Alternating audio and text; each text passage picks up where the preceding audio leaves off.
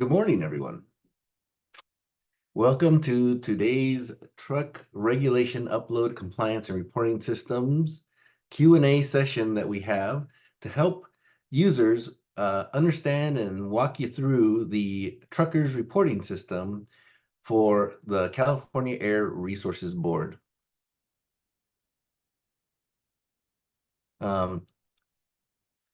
My name is Jerry Baruman, and I am manager of the On-Road Compliance Assistance section here at CARB. And today's Q&A session is scheduled to go from 9 a.m. to 11 a.m. This session is strictly focused on the TRUCRS reporting system for Advanced Clean Fleets regulation. If you have any specific ACF compliance questions, please be sure to email those to zebfleet@arb.ca.gov. We will only be taking reporting questions during the TRUCRS reporting on the TRUCRS reporting system. We do have team members that are going to be answering questions that come in through the chat, and they will also be announcing questions verbally, and we will be responding to those as they come in. Today's Q&A session is being recorded and will be posted on our ACF website, so you can go back and view it at any time you'd like. I'd like to let you know that we do have again folks that are monitoring the chats and will be providing assistance. I have from our team, we have Harinder, Chris, and Molly monitoring the chat for us. So if you have any questions, you can put them in there. The format of today's Q&A session will involve a short presentation on the reporting system.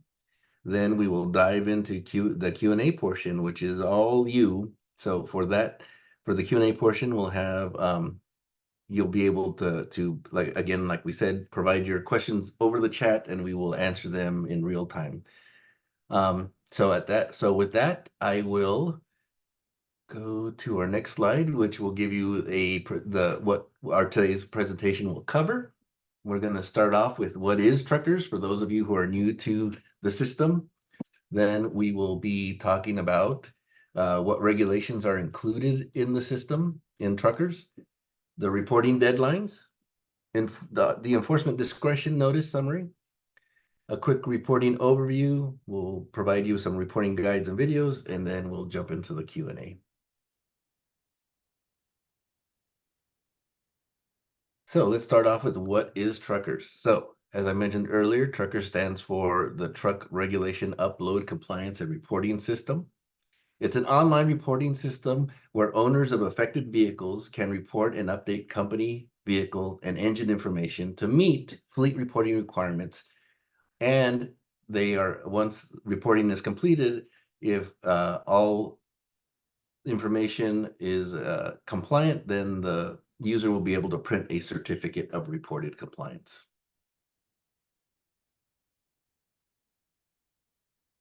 What regulations are included in TRUCRS? Well, it started off with the truck and bus regulation. We also included the solid waste collection vehicle regulation and the zero emissions airport shuttle regulation. Most recently, the Advanced Clean Fleets regulation is part of the TRUCRS reporting system.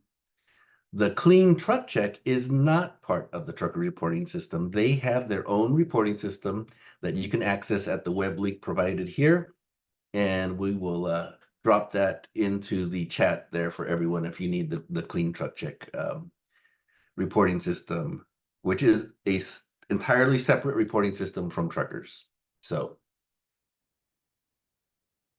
our reporting deadlines for TRUCRS are for the legacy regulations that we call the truck and bus solid waste, and the zero emission airport shuttle was January 31st, 2024. It's every January 31st of every year January is the open reporting period for those regulations. The Advanced Clean Fleets regulations has different reporting deadlines, and it's based on if you're a drayage truck fleet. That was December 31st, 2023. High priority fleets for ACF was February 1st, 2024, and state and local government fleets have a reporting deadline of April 1st, 2024. Now, I know Some of you were saying, hey, I heard that reporting wasn't required at this time, and we do have, and I did want to cover that a little bit. On December 28th of last year, so 2023, uh, CARB released an enforcement notice regarding the Advanced Clean Fleets regulation. The enforcement notice is posted on the ACF website, and it indicates that CARB will not enforce ACF measures until the US EPA grants the preemption waiver or indicates the waiver is unnecessary. So during this time, when we don't have a waiver, fleets are encouraged to report and comply while awaiting EPA action. Additionally, extensions and exemptions are still being accepted and reviewed. Once the waiver is granted, compliance will be expected. And the information on the waivers here on the screen, again, if you want to read more about the waiver, you can do so on our ACF webpage. But if you're reporting in TRUCRS, you will get a notice while reporting that walks you through the waiver and gives you the waiver language. And they'll look something like this. If you're reporting information that is after the reporting deadline or doesn't meet one of the reporting deadline requirements, TRUCRS will give you a pop-up notice that looks like either one of these two. It just depends on what screen you're on in TRUCRS. And basically, you don't have to take any action when you see this. And this does not stop you from reporting. It's just something that we want you to read and then click OK and continue your reporting. But it does not stop you. This is not something that is a fatal error or an error that stops you from reporting. It is just the enforcement discretion notice in the TRUCRS system. All right, let's talk a little bit of how to access TRUCRS. Best way to get to TRUCRS is by going to your the truck stop web page. And if you see down here, the second selection is ACF reporting, online reporting. You click there and it will take you to our TRUCRS system. Now, before we start talking about the reporting, you might say, hey, wait a minute. I've reported previously in TRUCRS because of Truck and Bus or one of the other legacy regulations. Do I have to keep reporting or what's changed in there? Well, there have been updates that have been made to the system to update for the ACF regulation. And every fleet that previously reported, even if you're not affected by ACF, you will need to provide information that you may not have provided in previous years. Now, there's been updates to the company and the vehicle information tabs, and the certificate of reported compliance is also a little bit different this year in the sense that it includes all the regulations that a fleet is subject to in the one certificate. So if your fleet is subject to Truck and Bus and the ACF regulation, then both those regulations will be demonstrated on your certificate. And so the certificate looks a little bit different this year. The information you previously reported in TRUCRS is still in your account. We didn't do anything to that information, still there, but you will need to review the company and vehicle tabs and update that information next time you log in. So speaking of logging in, let's take you to our login portal here, and I'll walk you through if you're a first-time user. This is what you see when you get to our login portal. It's got 3 columns here, one for new users, one for existing users, and one to give you some assistance with resources that we have available to you. So new users, you'll want to go to the create a new account section here on the left side, where we also include a link to our TRUCRS user guide and the FAQs and fact sheets that you can access. If you're an existing user, go to the middle column and just enter in your existing username and password and click on login. Now, it's really important if you have forgotten your username or password that you don't go and create a new account. Because once you create a second account, there's issues that creates and it locks the system entirely for you, and you'll have to reach out to us. So the best thing to do is to select the change login information. I'm sorry, select the forgot username or password link that's down second link under the login button. Click on there. It will either ask you to input the email that you use to create the account, and a reset will be set sent to that email address. If you don't know that email address, then you do have the option of completing a form that you can email in to us to update to a new user. Now, that's a good point that we should talk about really quickly here is when you're creating a new account, make sure that you use a email address and a username that's going to be kind of universal. So we'll get into that a little bit more in the next slide, but I just wanted to make sure that we brought that up. And then the third column here on the right is just resources that you can check. Now, the one interesting one is the view or verify fleet compliance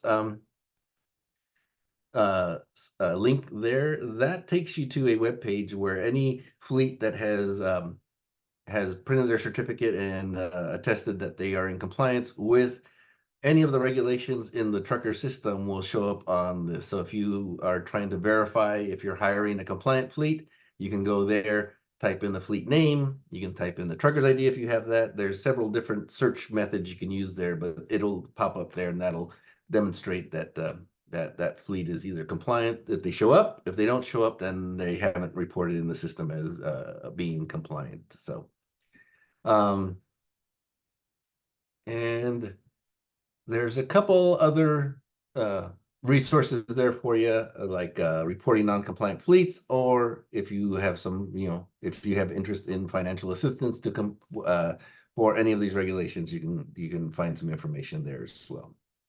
So let's get to the screen that if you're a new user and you're creating your account and you've selected create a new account, you see this screen here, which asks you to provide some general information. Now, here's where I was talking about.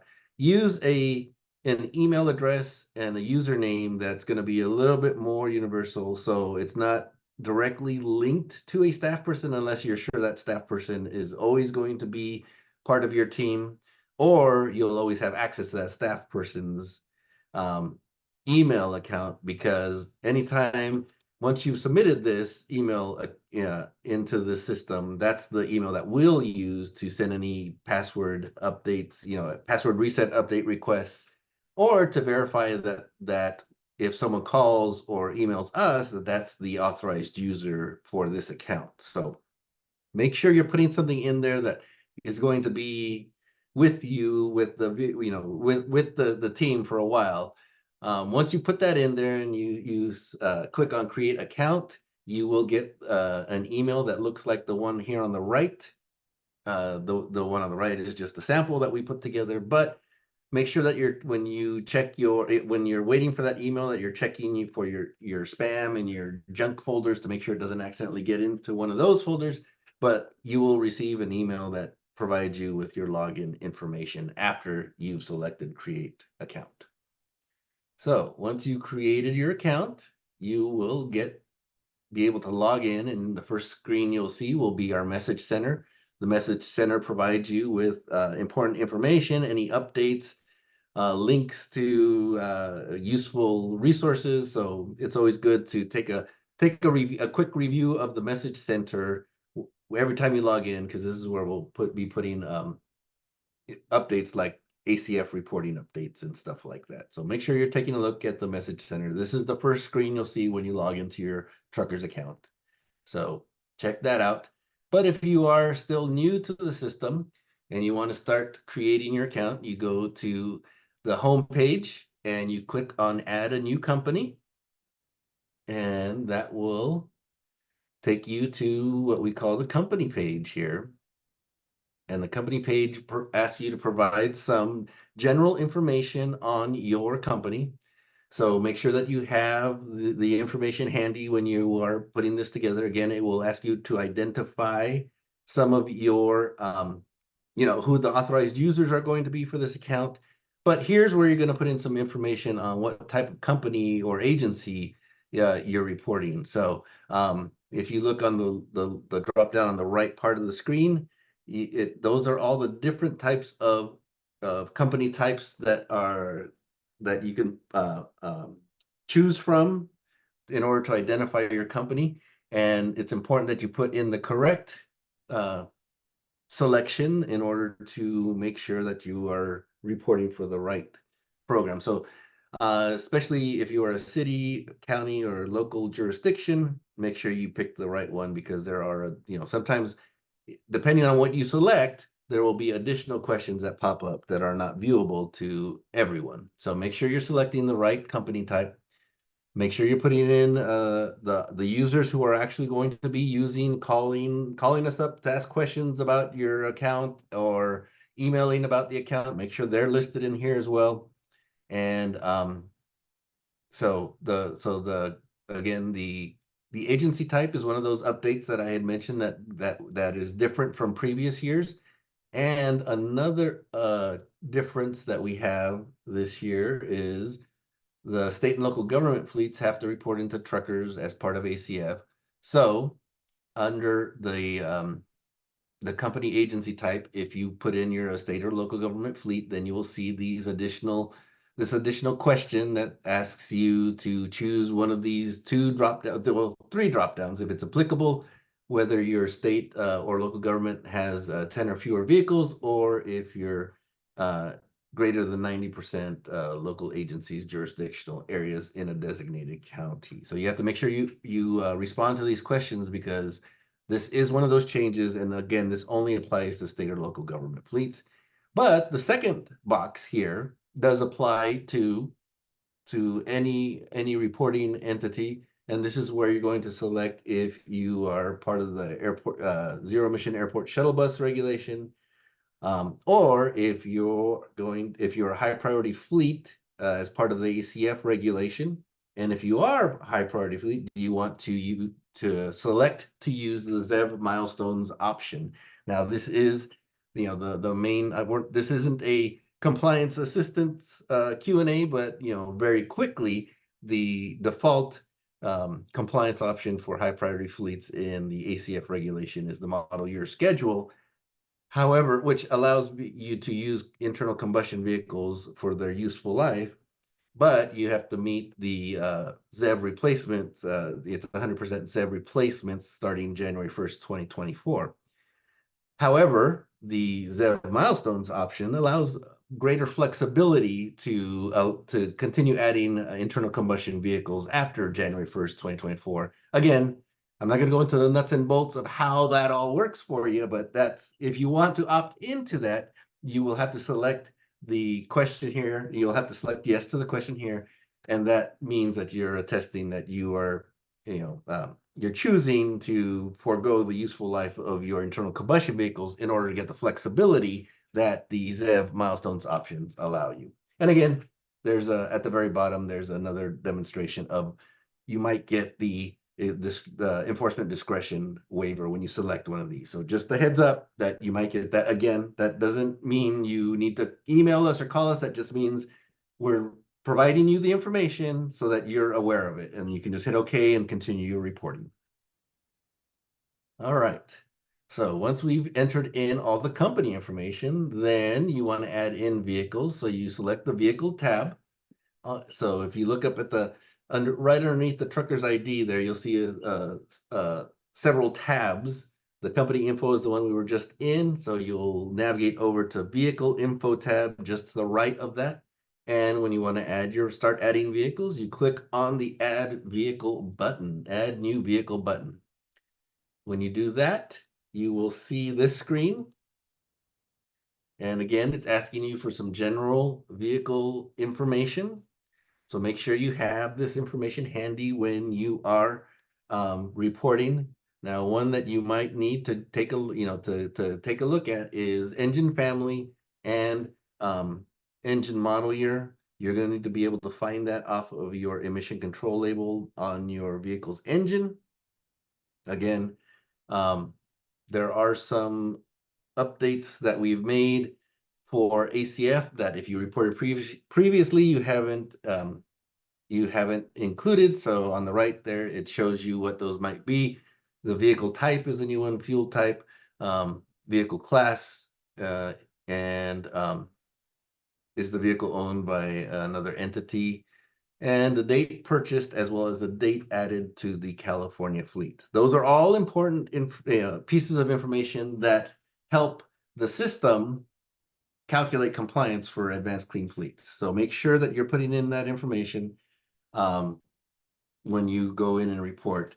Again, that is necessary information. Those are required fields. So if you haven't reported recently, or you had a previous, had previously reported for one of the legacy accounts, next time you log in, you'll have to provide this information.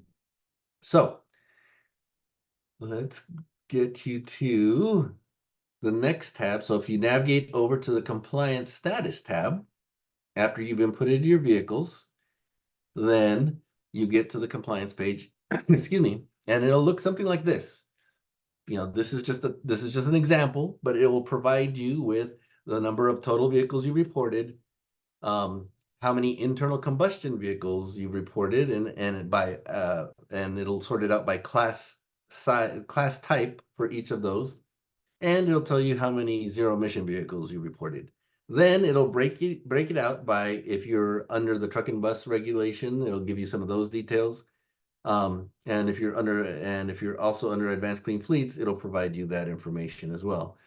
So this is new this year. This compliance status table, as well as the compliance status bar down at the bottom, you'll see that now it includes all the regulations that the fleet complies with. So it'll tell you, hey, fleet complies with truck and bus, and advanced clean fleets. But if for whatever reason the fleet is not in compliance with truck and bus but does comply with advanced clean fleets, then you'll see a message that say, fleet complies with advanced clean fleets, fleet does not comply with truck and bus, and it will not allow you to print a certificate until you comply with all applicable regulations. So in this case, this fleet will be able to print the certificate by clicking the green print certificate button off to the right.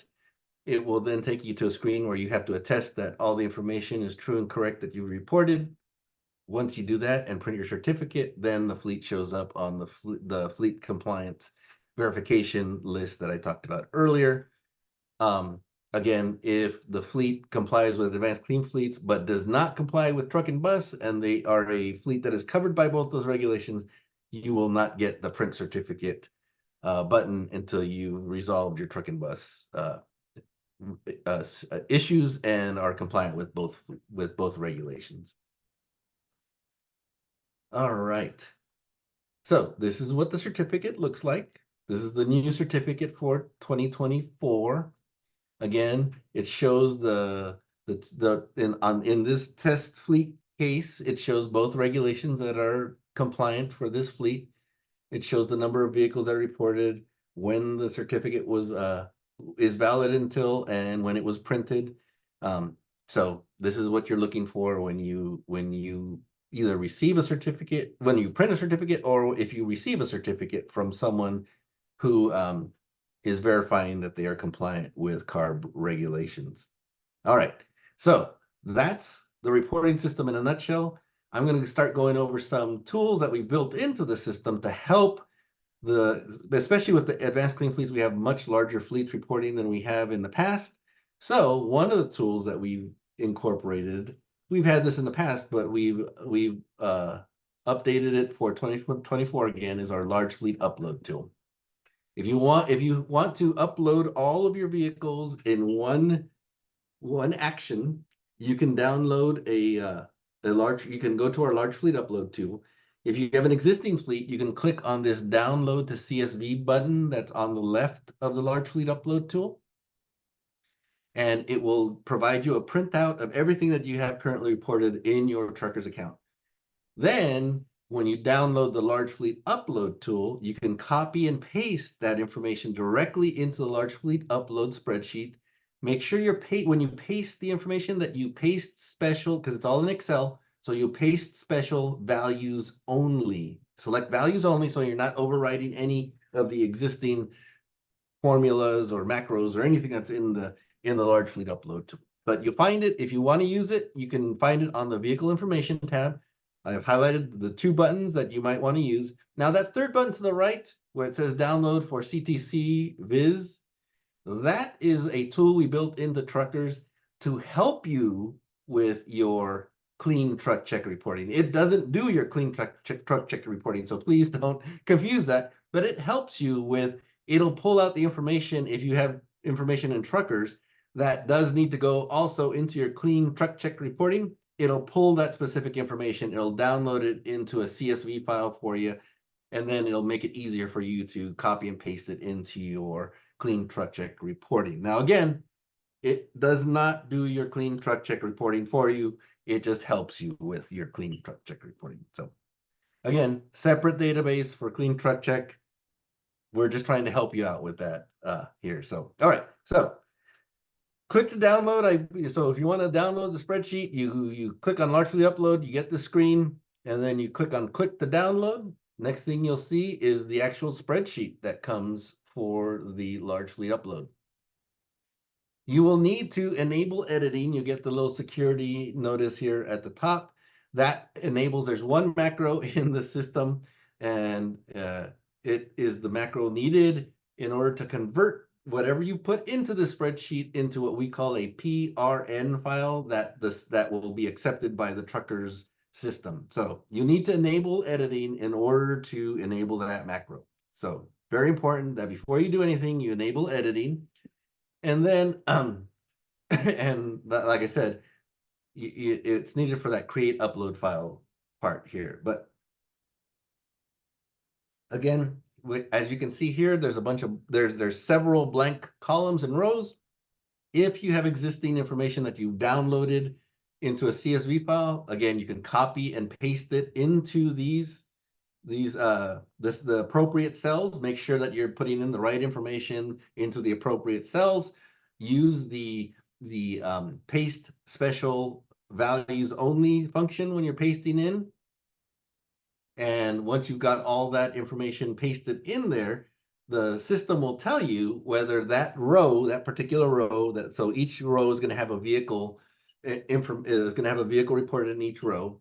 At the end of the row at the far right, on the other side of fuel type, you don't see it here, but is on the other side of fuel type, it will inform you right away whether that row is complete and will be added to the PRN file that's going to be uploaded to your account, or if there's incomplete or invalid information that you're going to need to correct in that particular row before the PRN, it will be populated into the PRN file. So it's super simple. It's different. Again, it's been updated for 2024 to make it much more streamlined and more user-friendly. Once you've populated everything in the spreadsheet that you need, then you click the create the upload file, and it'll create a file for you. Make sure that you don't rename the file. Wherever you save it on your computer, you're gonna have to save it on your computer. You just hit save. The file generates a file name that the trucker system looks for. So make sure you don't rename the file to something that's under your company's file name procedures. Make sure that this file stays with the file name that is produced by the spreadsheet itself. Then once you created the upload file, then you go back to the large fleet upload page, back to this page here. And if you scroll down to the bottom of this page, you don't see it here, but you scroll down to the bottom, there's an upload file button. You click on there and it'll give you the option to upload the file from wherever it's saved on your computer. So that's the large fleet upload.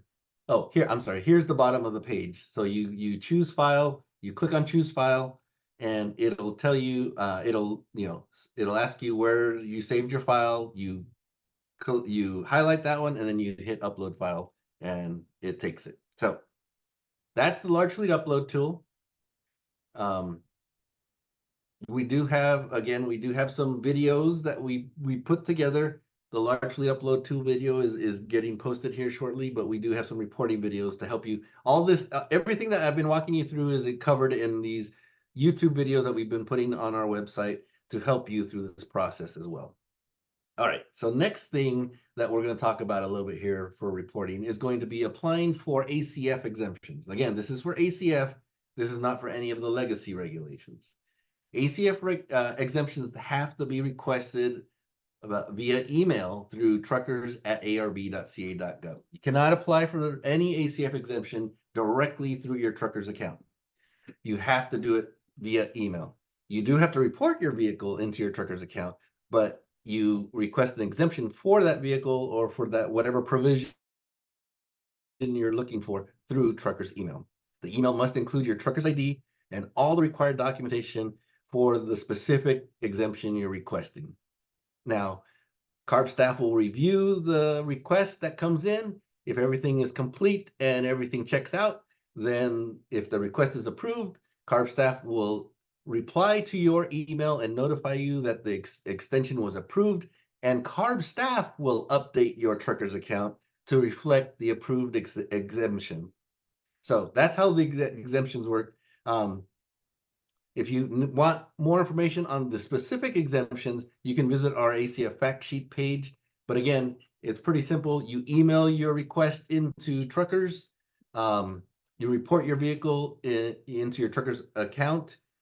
And then if everything checks out, TRUCRS staff will update your TRUCRS account to reflect the approved exemption. More information available on the specific exemptions themselves are on the ACF webpage.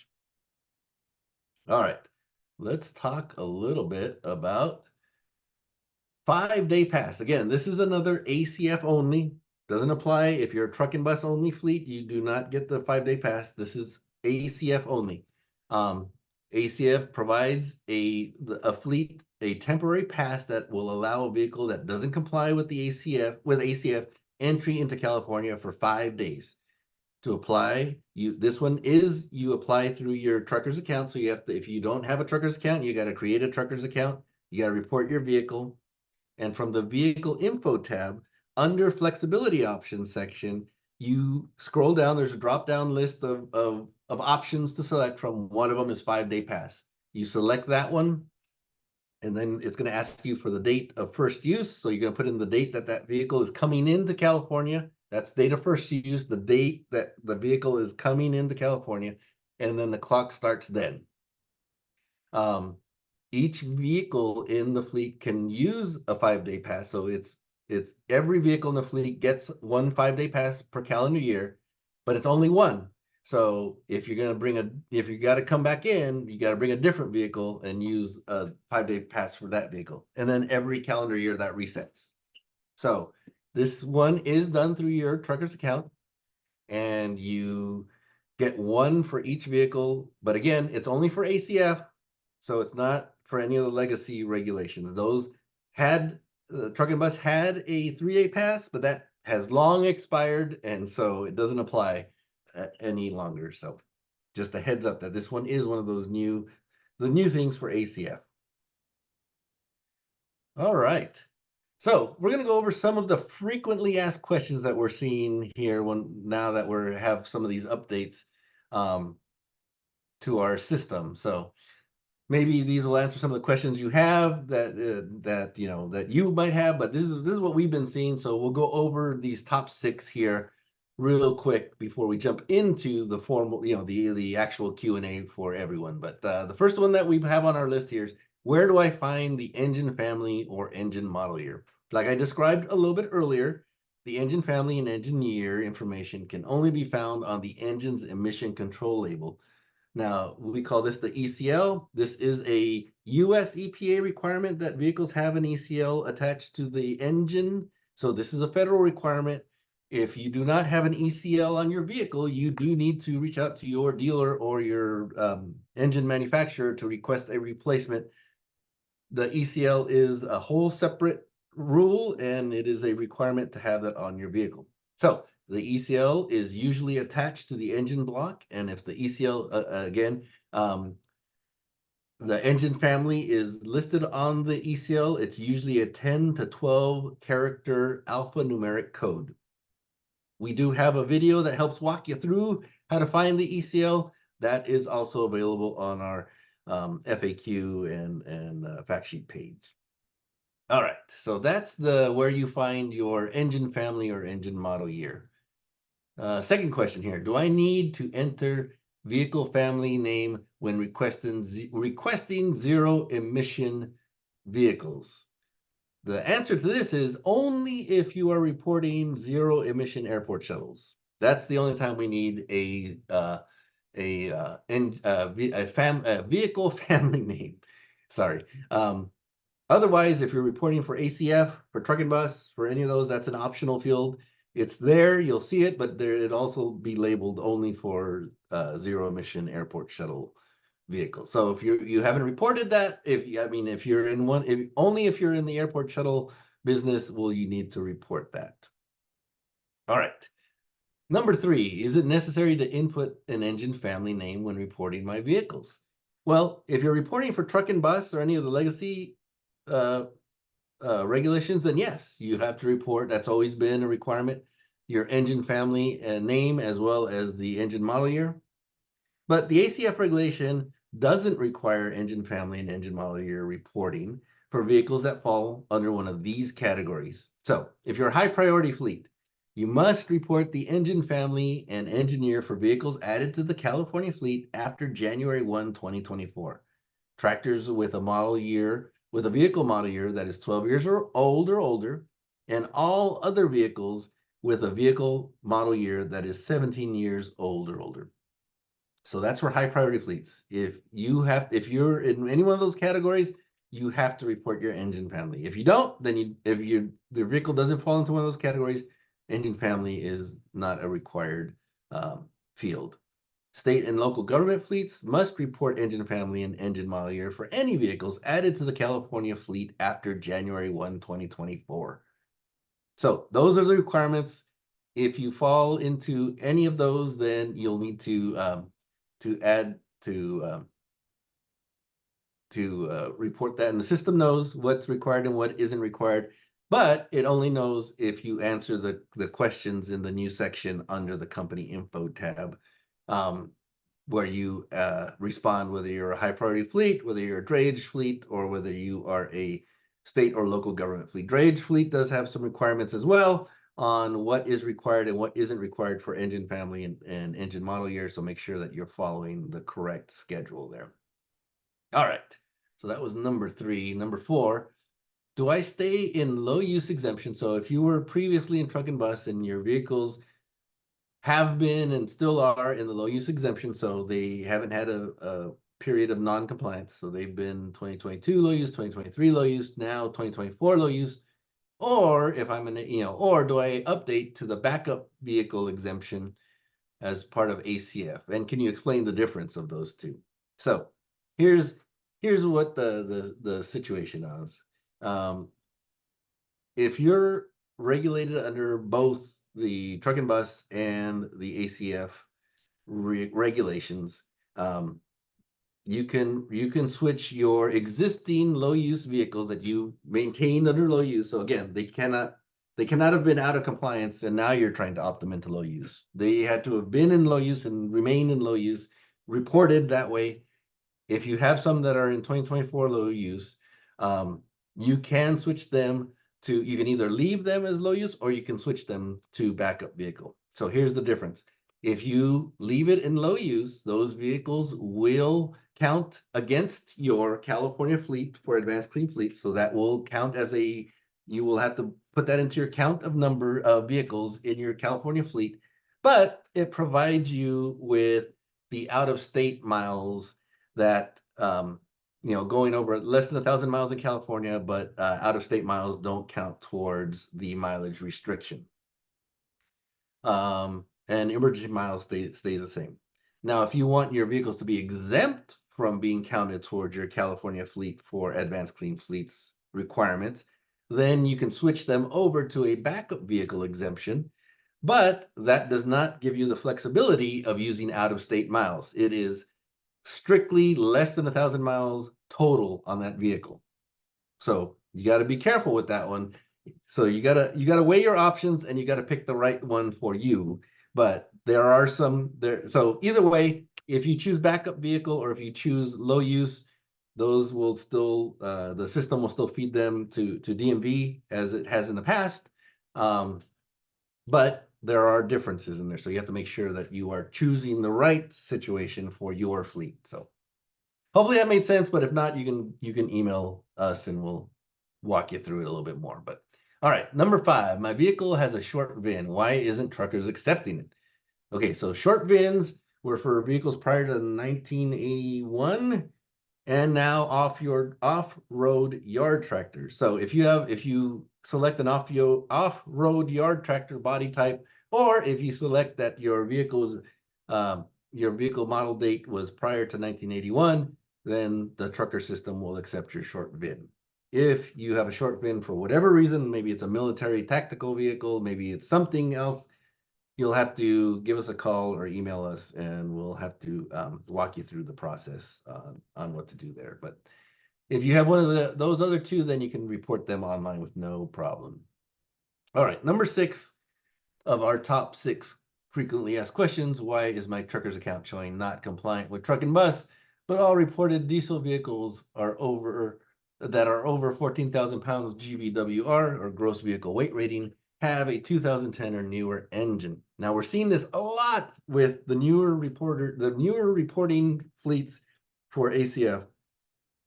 If you have a diesel powered vehicle that is over 14,000 pounds gross vehicle weight rating, and it has a 2010 or newer model year engine, make sure that you select the compliance option of PM filter original equipment.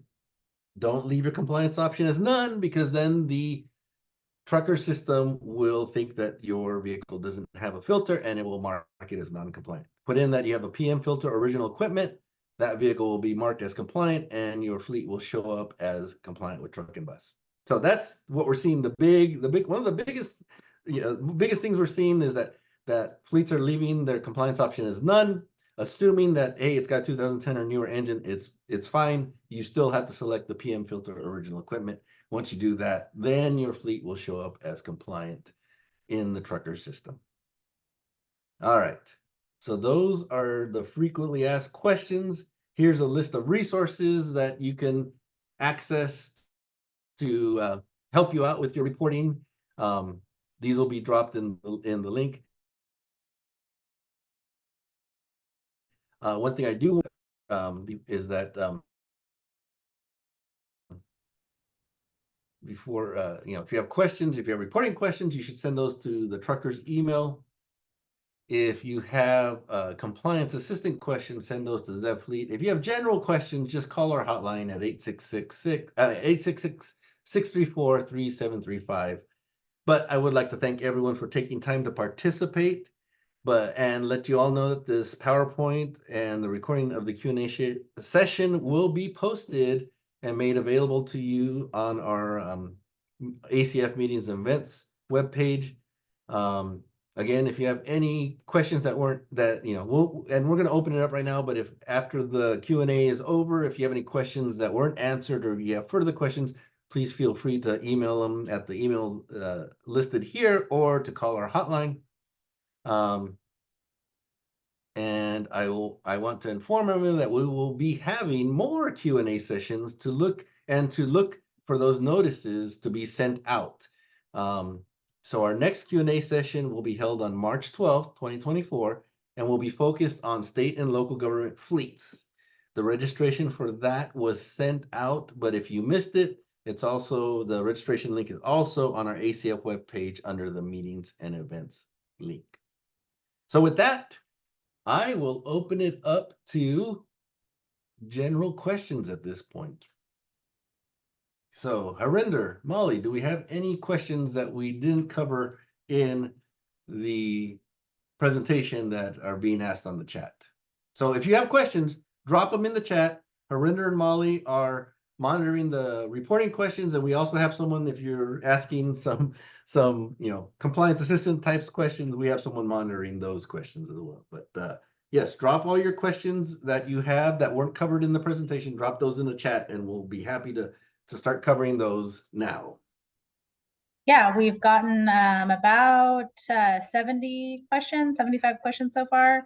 And some of them, like you said, we're going to answer live. So the first one is, where are odometer readings reported? So I'll take this question.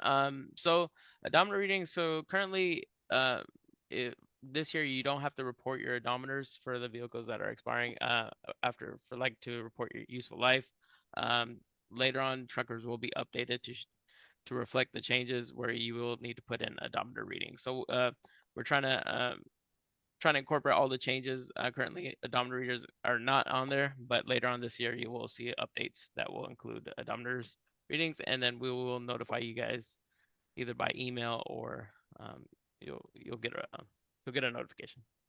But if you were using low use and are still using that, the odometer reading tab is still there and still the same as what it was in previous years as well. Just to clarify on some of our legacy regulations there. Another question, can someone advise what vehicles are granted exemptions? And Rinder, you said you wanted to answer this. So yeah, so vehicles that need to that are required to grant exemptions will need to be reported. Like if you need to apply for an exemption that's listed in the regulation, you will need to submit that request into TRUCRS versus like exempt vehicles that you find in sections 2013C and then 2015C. Those don't need to be reported. That's a good point. There's a difference between requesting an exemption for an affected vehicle and vehicles that are exempt from the regulation itself. So We have another question here. What are the minimum data fields necessary to be filled in for government fleets when using the bulk upload option? well, all the fields are required for using the large fleet upload. So you're gonna need to be able to provide the information. Now, the optional fields, like we mentioned earlier, that you don't have to provide the engine family or the engine model year. If those are optional for you, then the large fleet upload will recognize that as well. But those are pretty much the only optional fields you'll find. So if it's required in TRUCRS, then it's required in the large fleet upload sheet as well. Okay, great. And has the TRUCRS website been updated to allow editing all fields of previously entered vehicles? For example, in the past, we weren't allowed to fix engine model year or family number without having to send an email to CARB. So EFN, you should be able to edit EFNs. The only thing that you're not able to edit is like model year. So if you have to change your model year of the vehicle, that you do have to email into TRUCRS, but everything else you should be able to edit if you're an ACF fleet. Great. Correct. Next question is, I am a local government fleet that is exempt from truck and bus. I have had trouble previously where truckers had not been set up with this exemption and showed us non-compliant. Has this malfunction in the system been fixed as part of the ACF updates so that when we upload trucks for ACF reporting, it will show NA or compliant for truck and bus? And Chris said he wanted to answer that. Yeah, sorry, I was assisting with flagging questions for the reporting team to answer. Oh, okay. You just said you want them to answer it. Sorry, I misunderstood. So, Jerry, you want to take that? Yeah, so in the past, state and local government fleets they weren't covered under truck and bus, so they should not have been reporting for truck and bus, and that's why they weren't showing as compliant. If they did report, they weren't showing as compliant for truck and bus because they're covered under the public agency utility rule. For ACF, now they are covered for ACF, and the system has been updated. Like we showed, there's a drop down where you select what type of local government agency you are, and then the system provides you. But it still won't show you as compliant. It still won't show you under truck and bus on the compliance tab. It'll only show you as under the advanced clean fleets because they're still not part of truck and bus. State and local governments are still part of the PAU rule. Now they also fall under ACF. So there was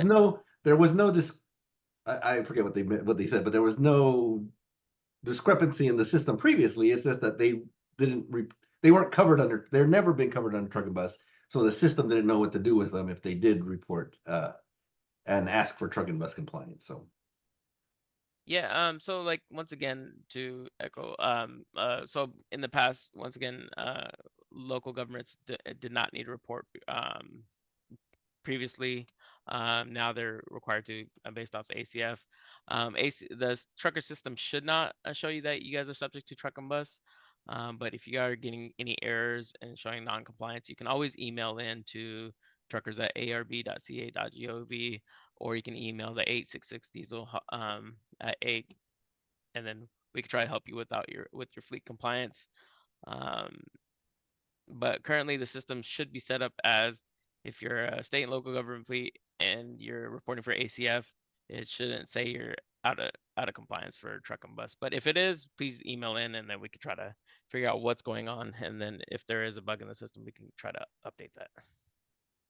Okay, and then another question, they asked the same question as that, and then also this other anonymous attendee also asked, county is exempted from the 18 useful life, correct? State and local government, they're not subject to useful life. So they're just required for if the purchase requirement. So based off what year it is, it's 50% up into a certain date, then it's 100%. So, but as long as that vehicle's in the fleet, you can use it until the vehicle breaks down, or you can, until you sell it or get rid of it. Or they could voluntarily opt into the ZEV milestones as well. Yeah. Yeah, But so they- counties are not subject to the SB1 useful life criteria, and is what you're saying, and the ZEV purchase schedule is not a replacement schedule. Okay. They should part of it- probably be emailing ZEV Fleet, because that's more of a compliance assistance than a reporting. But yeah, so we'll do our best to answer. But yeah, they're better off emailing ZEV Fleet with some of those questions. Yeah. Okay, are there errors in the bulk upload sheet that show problems in the data that is entered that affect the ability to upload but are not actually incorrect information? I'm not sure I understand the question, but if there are errors in the large fleet upload in that's been inputted into the large fleet upload sheet, then they will be identified on the very last column on the right. There, it will identify there's an error in this row, and it will ask you to go in and fix it. And then there was a question about macros again. So once again, there is no more macros in No, the there's only large one. fleet upload. The Yeah. only thing that you have to do is hit enable editing up top. Sorry. There's only the one that creates the actual PRN file, but that's it. Yeah. And then if you guys have an older version, make sure you guys use a newer version. So it's all been updated. So you have Yeah. to use a newer download, and then use like the new link for the upload tool. So. But if you Make do sure- have an older version that is working for you and you've got it all filled out, the system will still accept it. So you don't have to redo everything. The system will, if you have a version that's working for you and it's in one of the older versions of the large fleet upload, the system will still accept it. So you can still use that one. But we, again, made it more streamlined and user-friendly for the 2024. When using the large fleet upload procedure, do vehicles that are reported as low use lose their odometer reading reporting history? No, there's nothing that that information is kept in the system. But if there are any blanks, so that's a good, something separate. If there is information in the system that's included on the large fleet upload spreadsheet, but they leave a blank in there. So let's say they put a VIN that's already existing in their account and they leave a blank in there, it could overwrite that existing information with the blank. But the odometer readings are stored in the online system. Can you change your username for your account? So this Do one, you- we got this question a lot. Mhm. So if you guys have, if you need to change your email, contact user, or any kind of contact user information, if that person's no longer with the company, you can fill out the form that's listed on the login page right below your username and password, and then submit that form into us. And then within a couple days, we can get that process for you and then changed. And then your new email will receive a username for that, or a password for that, sorry. Is every data field in TRUCRS required to be completed to be compliant, or is there a minimum report of engine data allowed? Well, this So is, currently, go ahead, go go ahead, ahead, Jerry. Commander. I was gonna say, so this one, with ACF, you wanna input like, make sure like most of the information is correct. I know people are having problems with the engine family, so, Jerry, correct me if I'm wrong. If the vehicle is older than 12 years, you guys don't need to input that information, and then you should be able to hit, save. But If we it's do need, older, yeah, yeah. yeah, if it's older than 12 years, then you do need to put that Oh, information. sorry, Yeah. that's what, Yeah. it's within Yeah. 12 years, sorry. Yeah, so the system will tell you if there's required information that's missing or not. It'll give you an error message saying, hey, there's some required information. This is what's missing. You need to provide this or else we can't, you can't move forward. The only things that are not required, again, like Corinne was saying, and we covered a little bit earlier, is ACF does provide some flexibility on the engine family and the engine model year. Depending on what part of ACF you're under and what year your vehicle is. But other than that, the legacy fleet regulation information it stays the same. So if you had to report for truck and bus, you're still under truck and bus, then you still need to report it. So, and the system will tell you if you have reported everything that it needs or if you haven't. So it just depends on the situation. Right. We have sweepers in our fleet that have VINs that start with NP and then 5 numbers. And while uploading into TRUCRS large upload template, the VIN shows up as invalid. How should these be reported? So I was gonna say, I wanted to answer this question live. So short VINs, truckers should be accepting short VINs. We made the edit just here last couple of weeks. So we've been trying to make all these edits live. But if you are experiencing issues with your VIN, please submit that to truckers at the email truckers@arb.ca.gov, and then we can try to help you process that and then make those changes to the system. So if you are having problems with street sweepers, we'll try to take a look at that and see why it's not accepting your VIN. Okay, great. When do we report ordered vehicles? If it goes by purchase order date for compliance, but you won't receive the vehicle for 18 months and you don't have a VIN yet, plate, etc., how is this handled? Well, that is definitely more of a compliance assistant question, but so I would recommend, Sorry, this is Chris. So the regulation specifies that you would need to report any vehicles that are added to your California fleet within 30 days of receiving them. So if you don't have it yet, you don't need to report it. Once you get it, report it within 30 days and include the purchase date that's on the purchase order and the date added to the California fleet as the date you received it and placed it in service in California.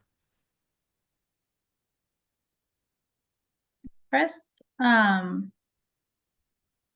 All right, so here we have another question. Keeps moving around on the screen, so sorry. I think we're getting to questions that are not flagged to answer live, so but we still have 30 questions open.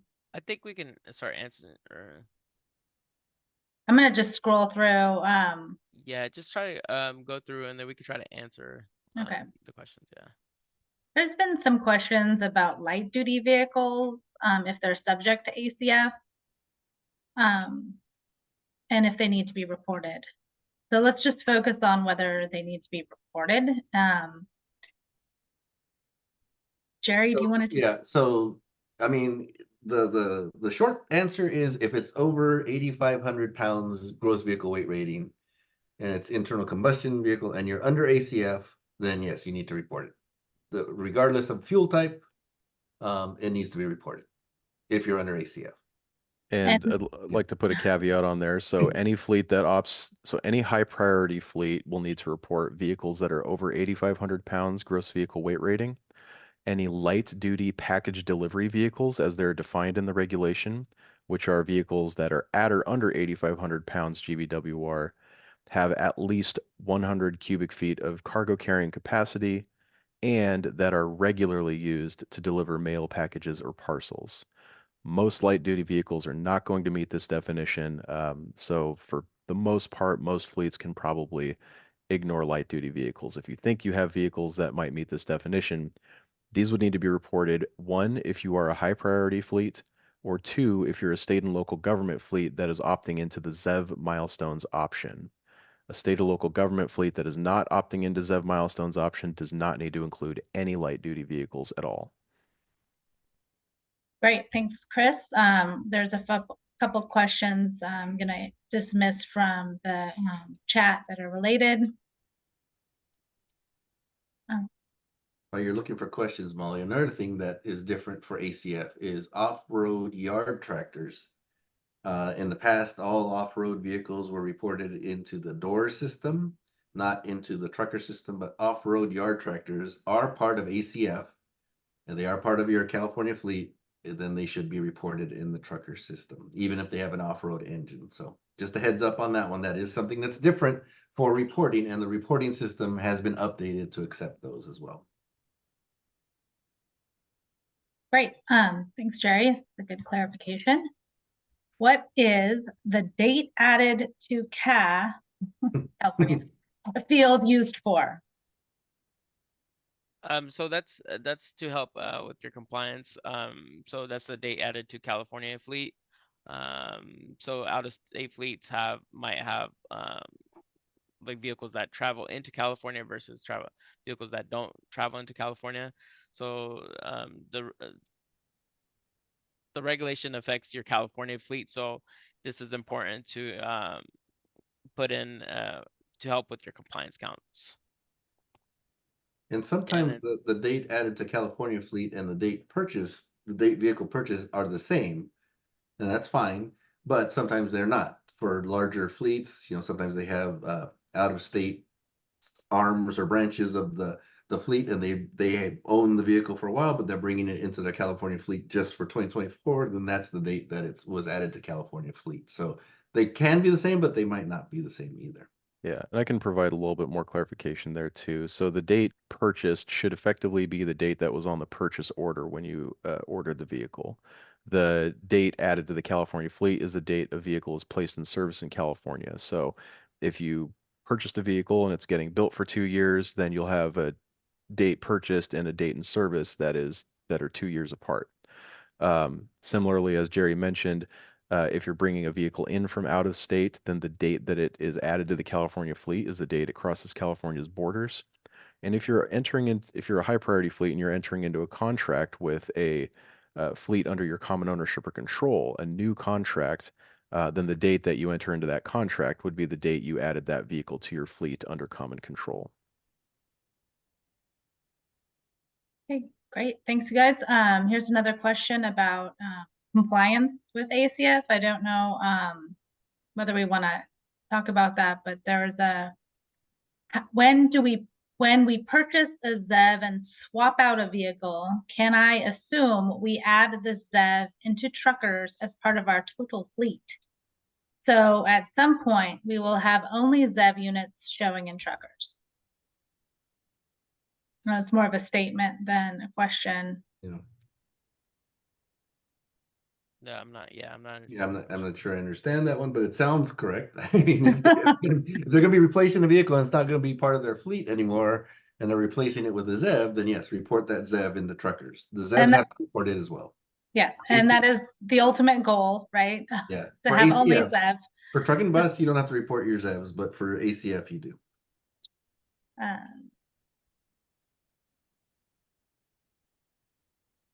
A really long question here. Well, so there's some questions that are really, really fleet specific, and I would request that you send those in through email. It's too much. Yeah, so like if you guys are having compliance issues or like it's a fleet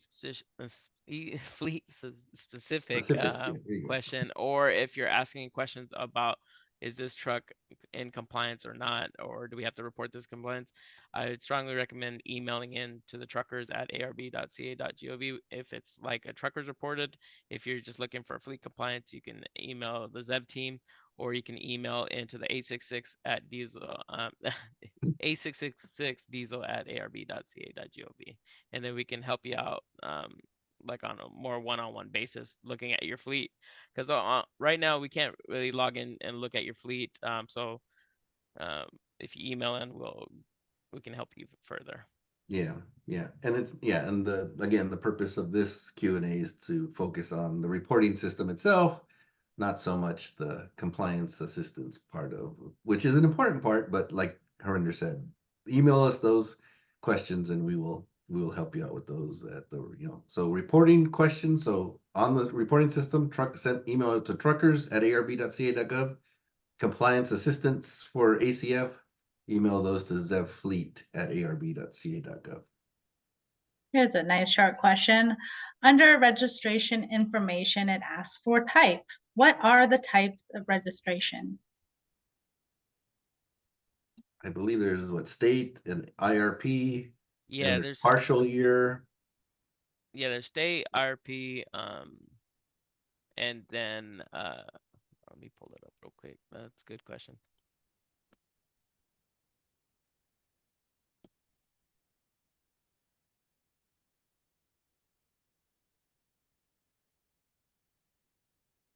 So there's annual state only, government, IRP, monthly state only, not registered, PUC, and special equipment. So those are the type of registration types. Okay, great. As a city fleet, do we need to enter CA number? If you don't have one, then you don't need to enter it. Yeah, so once again, like that, you can put NA if you don't have a CA number or a DOT number or a MC number.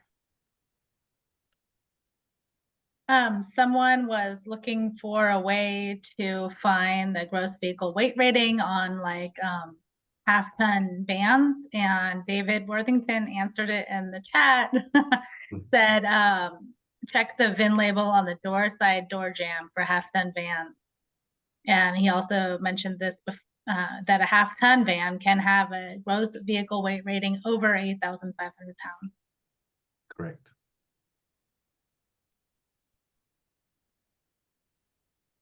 Okay. It's important to remember the gross vehicle weight rating is not the same as your laden or unladen weights of your vehicles. So it's not going to be on the weight that's on your vehicle's registration card is not your gross vehicle weight rating. You have to find it on, most of the time it's on the door jamb, driver's side of the vehicle itself.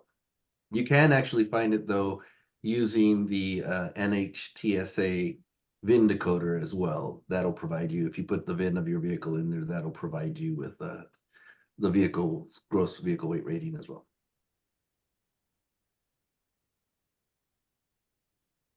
Okay.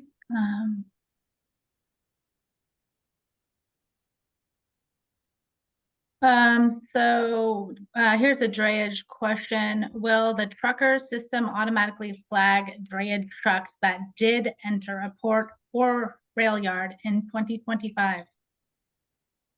No.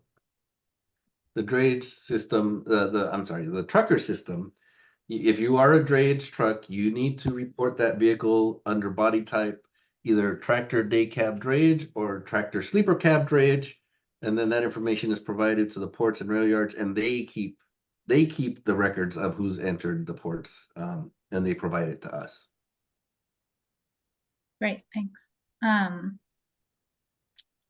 Scroll up. What do we do if we can't find the purchase and in-use date of the vehicle?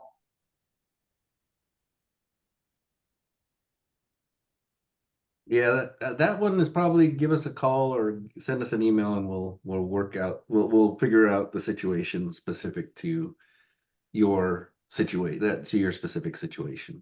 Yeah, we got that question a lot. So once again, yeah, I echo what Jerry's saying. Please just email in and then we can, it's like a case by case. We can take a look at your fleet and then help you out with your vehicles.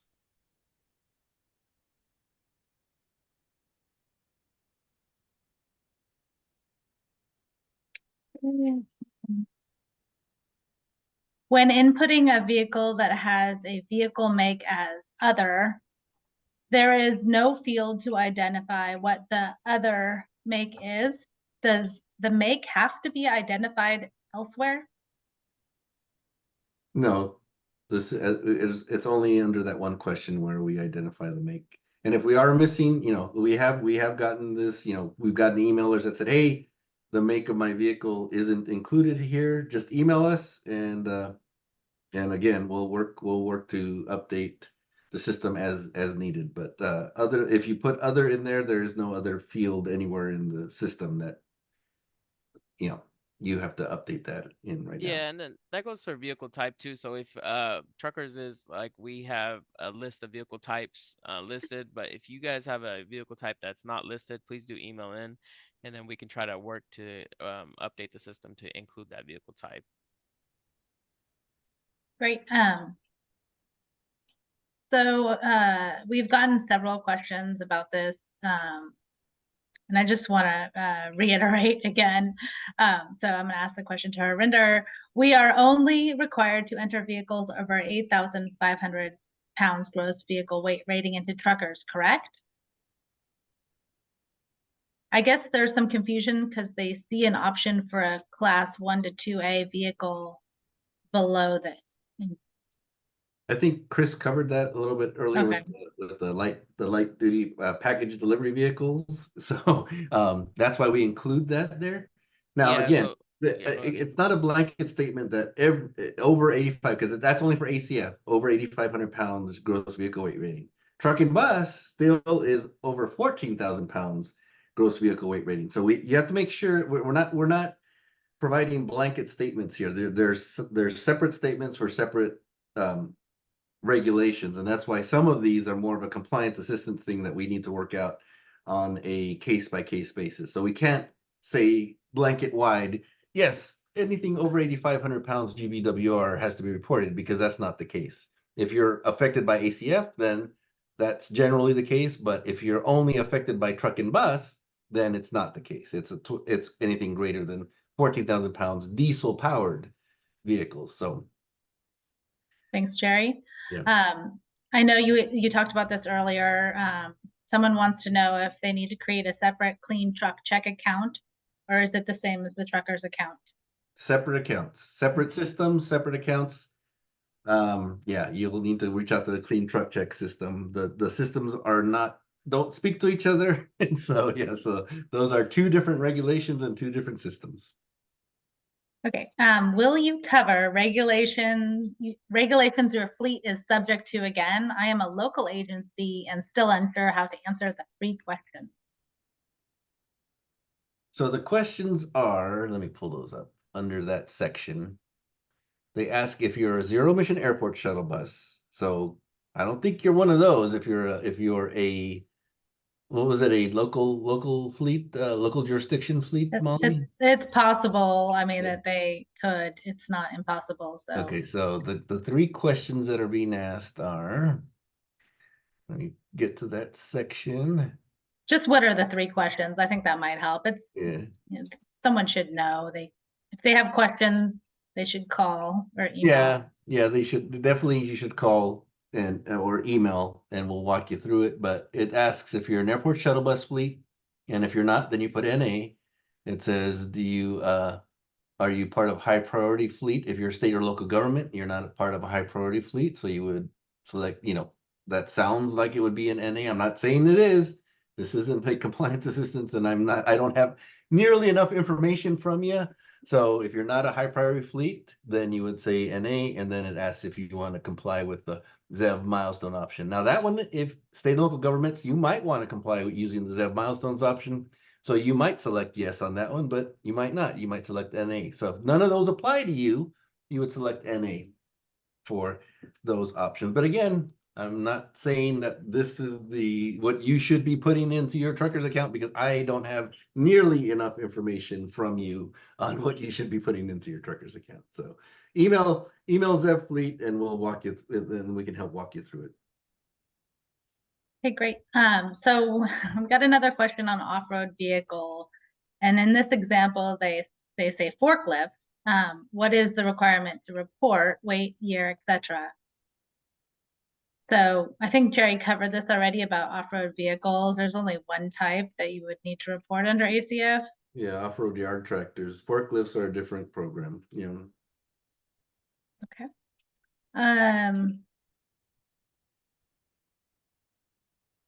We still have 21 open questions and 93 answered. We have 15 more minutes. Is that correct? We have 45 more minutes. Oh, wow. Okay. So we can bring it on.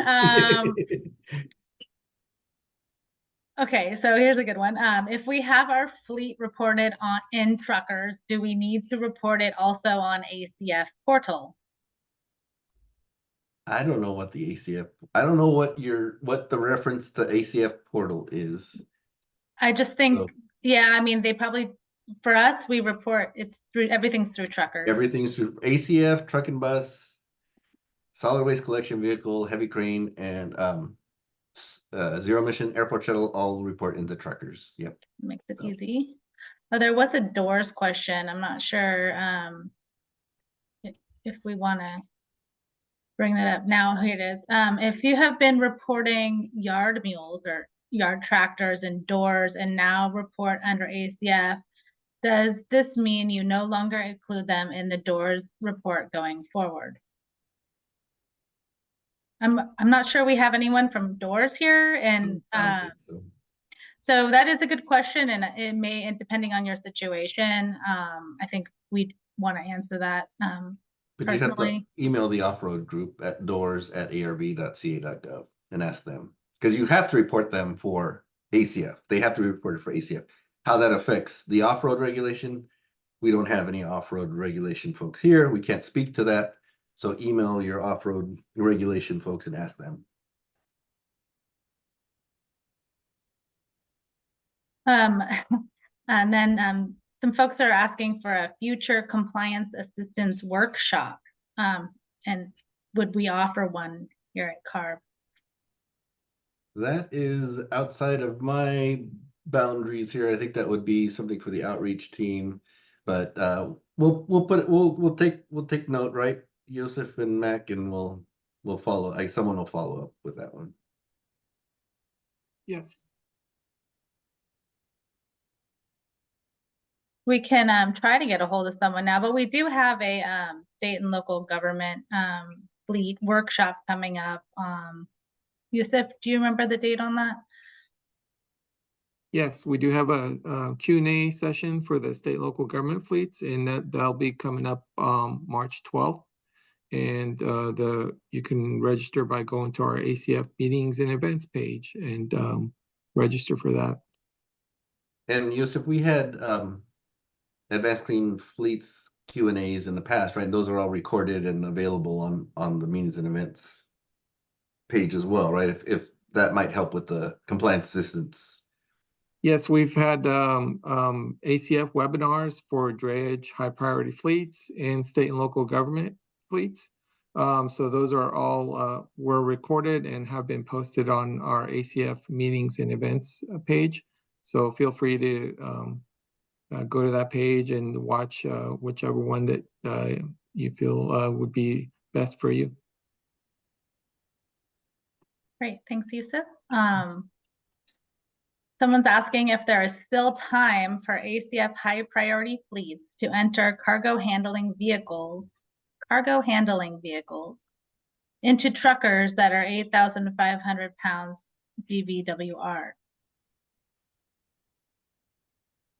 I'm gonna say they should probably email, but cargo handling, I want to make sure they should probably email, because I want to make sure we're not mixing different regulations, and if it's a drayage fleet, that's a whole different situation as well. But we kind of covered the reporting deadlines and the enforcement discretion memo earlier in the presentation, so probably best to email us and get some more specifics on that one. I don't think we can answer that one with the information we have. Yeah. Once again, just to echo that, if it's fleet specific questions and then you're having troubles with your fleet or any fleet specific questions, we can answer it through email. What does a government fleet enter for registration type in truckers? Because we only register once and not on any other regular basis. Thank you. So there's an option for government on there. Yep. That's counted for in the drop downs that are under registration type is government registration. And I like that question. It was very clear and very easy to answer. Let's see. Are there plans to modify truckers to specifically identify the non-compliant equipment versus having to search through listings to find ourselves? Currently there isn't a way. I mean, like our compliance page kind of does that job. It kind of points out what vehicles might be out of compliance, but once again, it truly depends on your fleet and the types of vehicles that you have. That is something that we can try to look into and try to future improvements to the system. We can try to like separate, but I can't make any guarantees for that.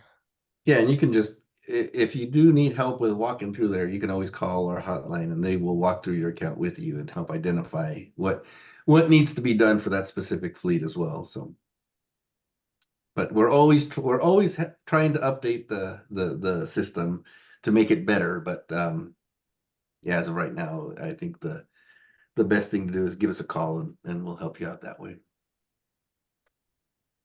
Are all fleets required to report the vehicle family name of the vehicle, including state and local government? So the vehicle family name is only required for zero emission airport shuttle bus fleets. That's it. So if you're a state and local government with zero and you're a zero emission airport shuttle bus fleet, then yes, is the answer. I would suggest also maybe elucidating the difference between vehicle family name and engine family name, because that could be easily conflated. That's a great point, Chris. That's that, yeah, because there's two different terms that we're talking about here. So that the engine family name is separate from the vehicle family name.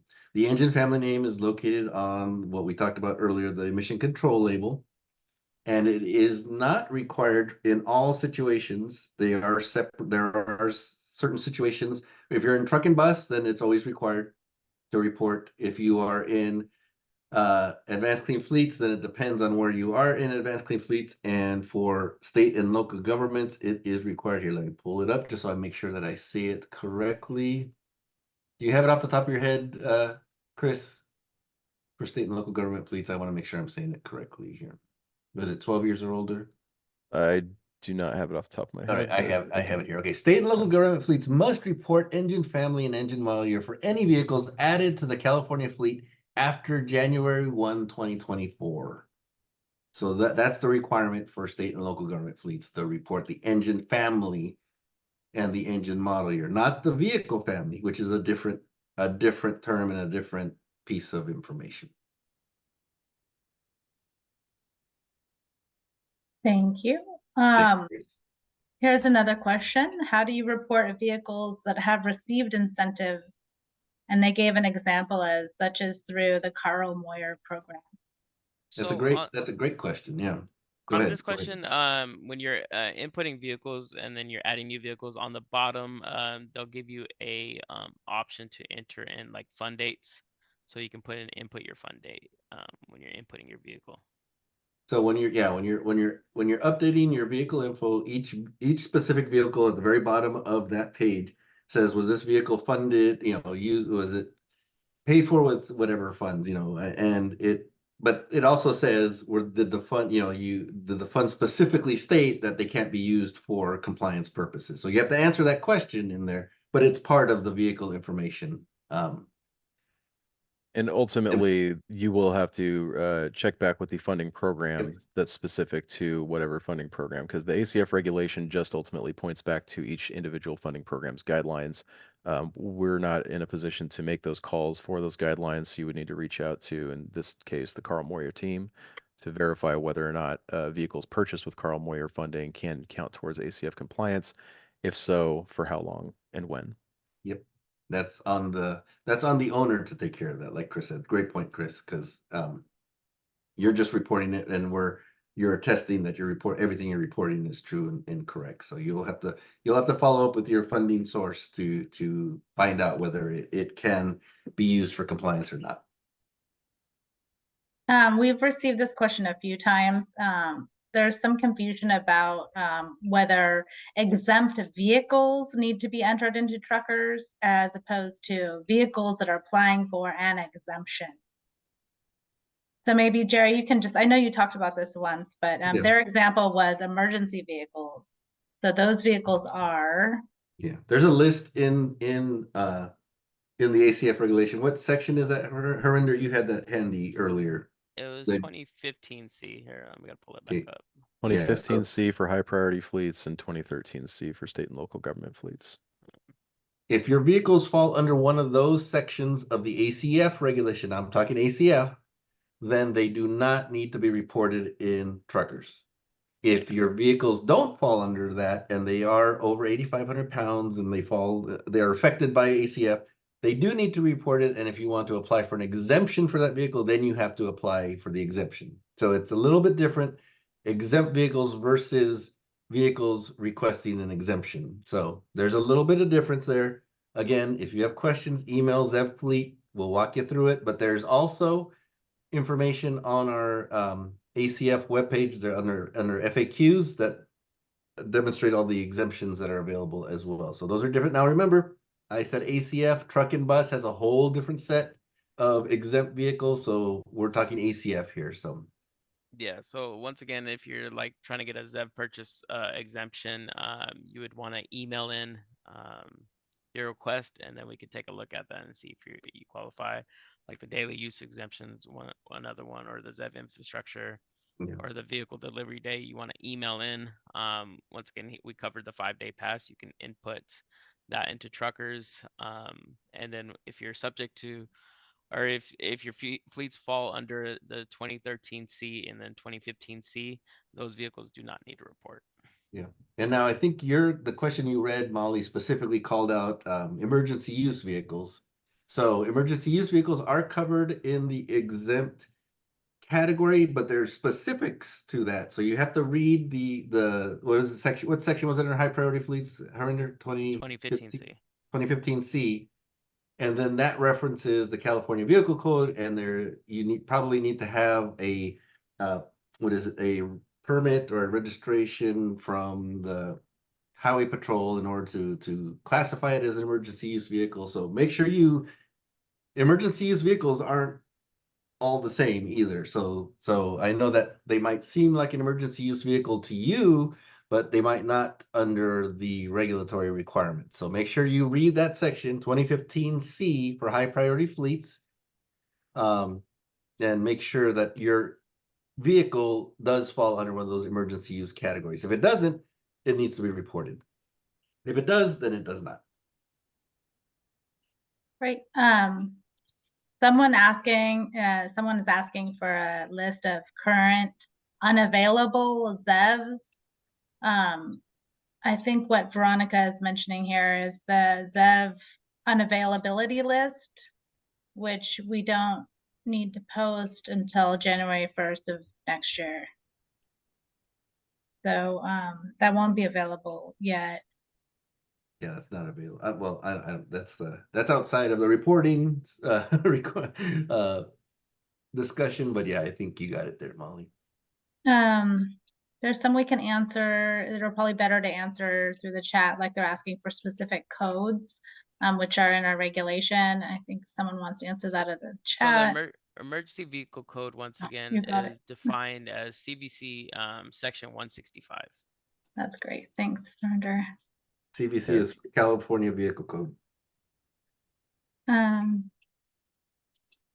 Okay, here's a good question. Speaking of updating truckers, will there be more fields added to truckers in the near future?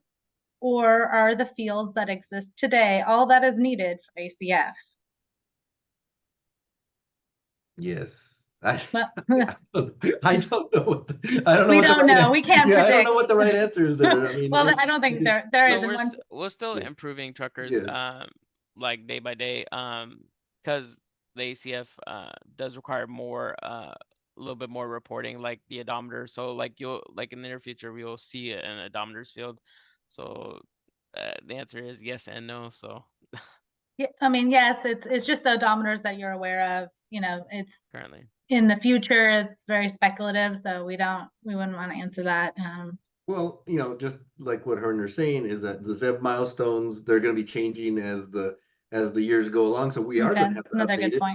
to account for that. Mhm. So yeah, there's going to be changes because the regulation requires there be changes, but they're not in there right now because right They're now relevant. they're not part of it. So yeah, so it's going to be evolving as the regulation evolves as well. So that's what we're talking about. So there will be updates and you will need to go in and the system will notify you when you log in that, hey, there's some updates you need to put in here for us.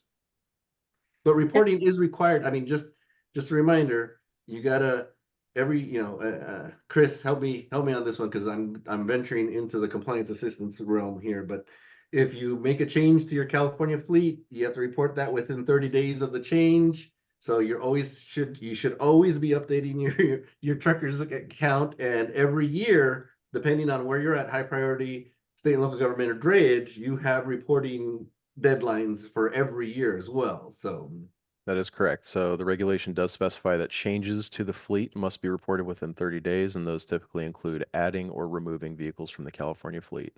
So if you purchase a vehicle mid-year and you receive it mid-year before the next annual compliance report, you would need to log into Truckers within 30 days of receiving the vehicle and report it in your fleet.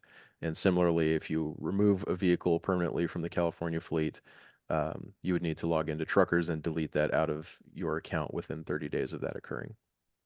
hey, Chris, while I got you here, and something I just thought you just reminded me of is that ACF is a little bit okay. So let's finish up that thread. So truck and bus, again, we got to remember there's other regulations in truckers other than ACF. Truck and bus, you got annual reporting deadlines and a 30-day window to update your fleet with changes as well. But truck and bus allowed for paper form reporting of your vehicles. So you could mail in or email in, you could download, handwrite a paper and send it in to us. Whereas advanced clean fleets, you don't have that option unless I think if you're a drayage fleet, you can. But other than that, all reporting has to be done online. Correct, Chris? That is correct. Yeah. So that is something that's a little different with the ACF regulation. So if you want to delete vehicles, if you want to add vehicles, if you want to update vehicles, that all has to be done by you on your trucker's account. You cannot send in back in the past. Truck and bus had paper reporting forms that had certain numbers attached to them. Those cannot be used for ACF reporting. The only paper form I think that we're accepting for ACF reporting right now is if you want to update your contact information. Other than that, the regulation itself, it's not that we're just Chris and I are just saying it. It's in the regulation that it specifies that the reporting has to be done through the online system. So just a heads up on that one. We didn't cover it in the presentation, but I just remembered it that reporting for ACF, and again, we're just talking ACF, has to be done through the online reporting system by the fleet themselves. All right, that's it. so we got a question for, sorry, I'm only taking a job for lease vehicles. Chris, can you help me with this question? For lease vehicles I bring into Truckers, will the date purchase be the lease start date and then service date, or put in the service the same day or when it actually arrives and used in California? I think not really sure how we'll identify this one. So please email that question to zevfleet@arb.ca.gov and we can work through that. And leased vehicles is a good question because it really does depend on the lease itself. But there's, again, we're talking about different. So when you're asking about leased vehicles, how to report them, we need to know when you're emailing us, we need to know do we need to, I mean, we need to know what regulation you're under, truck and bus, ACF, both, whatever. And then it depends on the wording of the lease itself and the timing of the lease. So there's lots of variables in there that we need to look at. So just a heads up on that, because we do get lease questions in the trucker's email as well. So it really does depend on the regulation and the terms of the lease.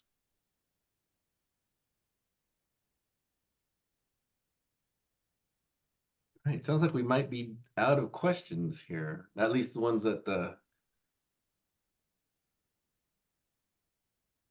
how we doing, Molly? Oh, sorry. There's a couple There's a more lot, there's questions. some ones that we've Okay. already answered a few times and some that are very specific Okay, that we probably would just need you to reach out to us directly.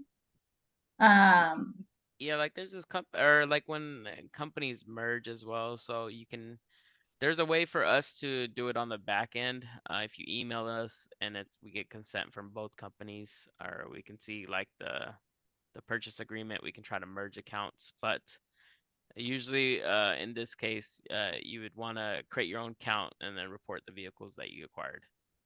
that's a good question though too, parent subsidiary reporting.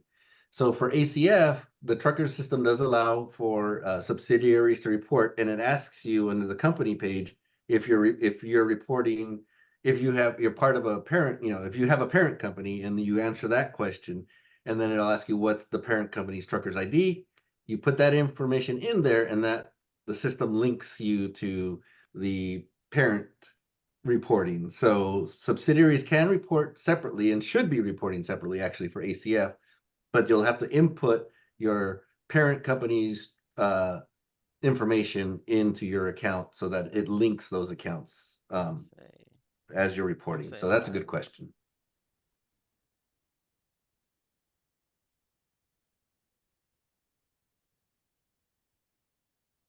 I'm not seeing any new questions popping up. Should we wait for a little bit, or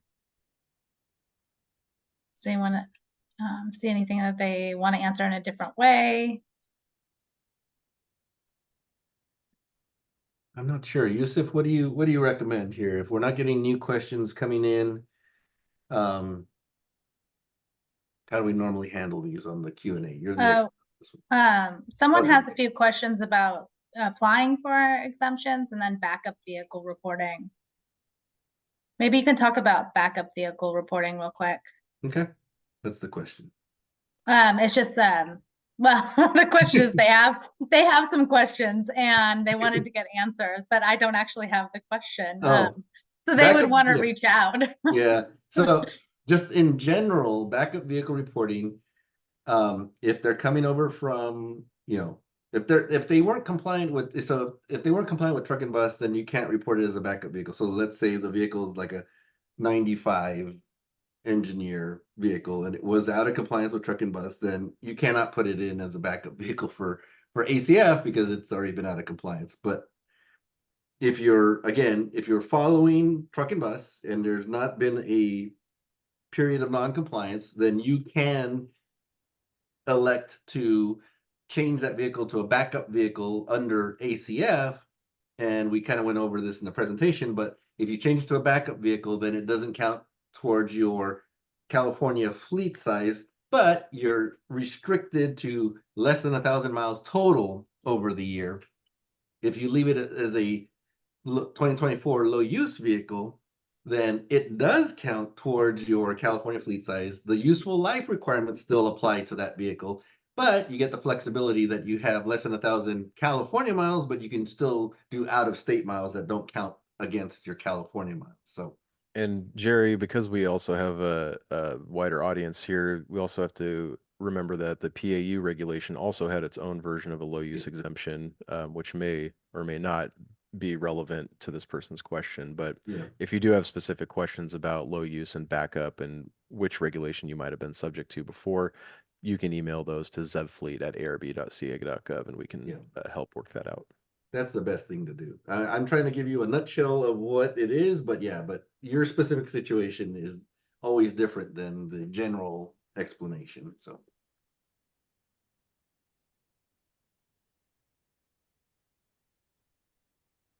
There was a question about mass upload, where it didn't transfer all the vehicles, and is there an easy way to update each vehicle instead of going to each record? So we did once again, we updated the uploader, and Large then fleet upload, yeah. what you can do is if you need to make mass edits, you can download the fleet file and then copy and paste into the uploader. But what you would want to do is make sure you copy everything correctly and then use paste special when you're doing the option. We are like I believe that they're gonna come out with a reporting video to show you how to use the uploader, and that should be up here in the next week or two. And again, if you have questions or you're having difficulties with the large fleet upload, email truckers@arb.ca.gov and we can help you out with that. Do we, Jerry, do we email out notices or do we send them in the mail? So what type of notice? I don't know. The question is just two paper notices. So there's a couple different notices. There's the Gov delivery, which is more to inform stakeholders of upcoming events, right? Yeah. So what email listserv do you send out? Like, let's say if there was an update to truckers, or maybe an enforcement notice, just those notices that are on our website. We do have a website where we post notices. I'll put that in the chat.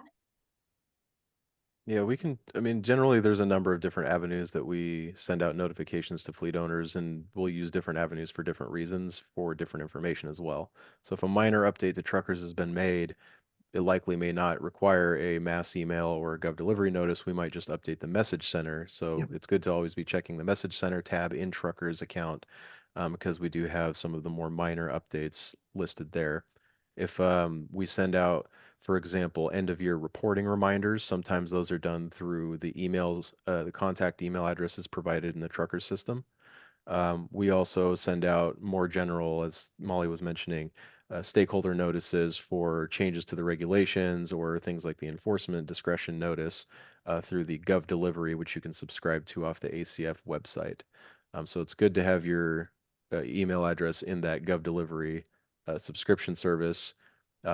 But if you do have your email address in Truckers, then you may also get occasional annual reminders or even just double checking the message center. And I dropped a link to our listserv sign up to receive our Gov delivery notices and any upcoming trainings that we send out to our Gov delivery notice system. So feel free to use that link to sign up and to receive those. In addition, I've also posted in the chat several of the things that Jerry and Harinder talked about today. So feel free to go to the chat and download or open up some of those links and save them on your favorites menu as well. Going back to the notices, there were mailed notices like that. There was notice of violation or notice of compliance letters sent out. So if those did go out in mail, but that was like a few years ago, right, Jerry? Yeah, and that was from our enforcement division. So yeah, so that was from enforcement. So if you received letters or you still have notices for that and you are contacting us, you can email into the 866, and then our 866 team can handle those questions and help you out with compliance. but I know the outreach team sends out notices on, in the mail, like, hard copy mail, postcards informing of upcoming deadlines, upcoming regulations, all that stuff. So it just depends. Like Molly says, it depends on what it is, what's trying to be conveyed, and, and what you're signed up for. So one good note too to remind you is that if we do send out anything that goes out over truckers' email addresses, if you do decide you're done with the trucking industry and you don't need you're not going to be part of it anymore, unless you go into Truckers and close your account, you're going to keep getting notices that get emailed out to Truckers' emails. We get emails sometimes after we send out these notices saying, "Hey, remove me from your list." Well, you're gonna have to log in and delete your account in order to get that done, because we send it out to all the active accounts that are listed in TRUCRS, so. Perfect. I have another question about how can we know if we've entered and done everything correctly? So with when you're entering vehicles, when you hit submit, if the vehicle saves, that means you entered in correctly. If you're seeing errors on top of the page, it will report errors. And if you're talking about your compliance, if you go to the compliance status page, you'll be able to print a certificate if everything is correct, if you're in compliance. Yeah. But if you entered in everything correctly in our system, you won't see any errors. So like in the company info page, when you're entering in your company information for the first time, if you miss a field or if the field's not correct, if it's missing characters, on the very top of the page, you'll get errors. Yeah, and that's a good point, Harinder. There's two separate items here. There's entering the information correctly on your vehicle, and then there's being, listed as compliance or compliant or out of compliance. And those are two separate things. You can enter in the information correctly on your vehicle, but the vehicle just might not comply. So if it says you're out of compliance, that doesn't mean you entered the information incorrectly. It just might mean that the vehicle doesn't comply, or the fleet doesn't comply for whatever reason. So those are two separate issues. But yes, for the most part, if you input information incorrectly, it'll give you an error message. Just follow follow the steps that the error message asks you to take. And remember that the enforcement discretion notice message you get is not an error message. It's just an informative message about the enforcement discretion situation. So that doesn't mean that you've entered information incorrectly. It just means that there's something that you need to be aware of, and we want you to read it. So. And then to go off that question, someone asked about license plates. Like I know license plates, you might get your license plates later. You can currently the system is set up where you can put in no plate or Pending. pending. Yeah, pending. Great. Thanks, Render. Is TRUCRS ready for fleets reporting under the milestone pathway? That's the ZEV optional milestone pathway. Yes. So currently, right now, we did make edits. So like if you input, like Jerry showed on the screenshot, which will be available to you guys later on this week on the PowerPoint, like it will give you a breakdown of what fleets and each milestone on the compliance page. And then Okay. that once again, that's why we echo it's very important to enter in the GVWR of the vehicle and then the vehicle type. So those are the things that will help determine your what milestone you fit in or what category. Thanks, Render. What is the intention of the number of vehicles listed under due to remove from California fleet next year section of the compliance status page in TRUCRS? So that's a model year. It's the model year schedule. So that's to help determine your compliance for model year schedule. Yeah, that means your useful life of your vehicles. They're reaching their useful life of their vehicle. Yeah. Great. Another question. Oh, go ahead. Sorry. And then on top, it like on the so currently on top of the table it'll say model year schedule, and it'll say that due to remove. And the next thing is I believe it's a ZEV milestone. So if you it kind of gives you like the option to see both if you are following model year schedule or if you want to opt into your ZEV milestone. So currently it shows both right now.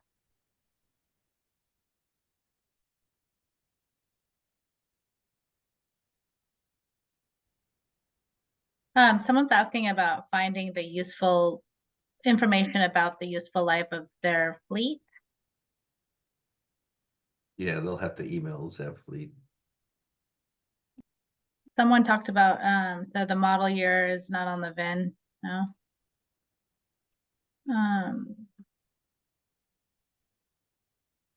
I don't know. I don't see any new questions. Chris, do you want to, do you have anything there that you want to answer, or you want Jerry and Harinder to answer? Let's see. Let's see. There was a question about what type of vehicles need to report in ACF. Oh, right, yeah. Once again, I would go back to the regulation depending on it, like take a look at if your fleet is subject to HPF or state and local government or drayage. If you're subject to these, then you would need to report into truckers. Once again, for truck and bus, if you're just subject to truck and bus, once again, reporting is not required. If you do have 2010 or newer engines, you're not required to report those.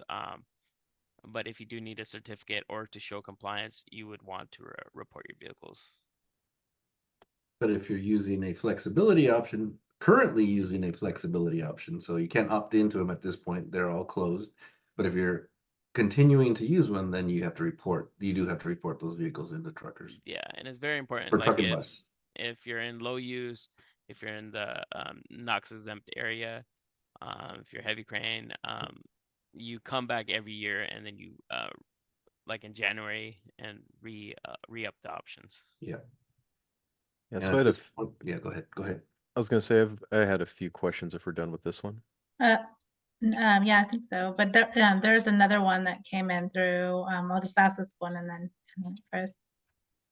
Someone has that question on the timing, so they received their vehicle after January 1st of this year, but before the reporting deadline.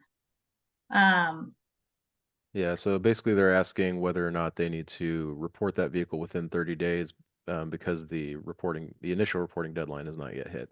So the regulation does specify that the initial report is due depending on which portion of ACF you're subject to. If you're a high priority fleet, it was due February 1st. If you're a state and local government fleet, it's due April 1st. If you receive a vehicle, like if you purchase one and then you receive it before the April 1st deadline, if you're a state and local government fleet, you would not need to report that vehicle until the April 1st deadline. So that just should be included in part of your initial report. But you should indicate when you report it the correct date purchased and date added to the California fleet. Similar for the high priority fleets that are receiving vehicles. Let's say you purchased one in January, maybe it was a used vehicle, and so you received it quickly.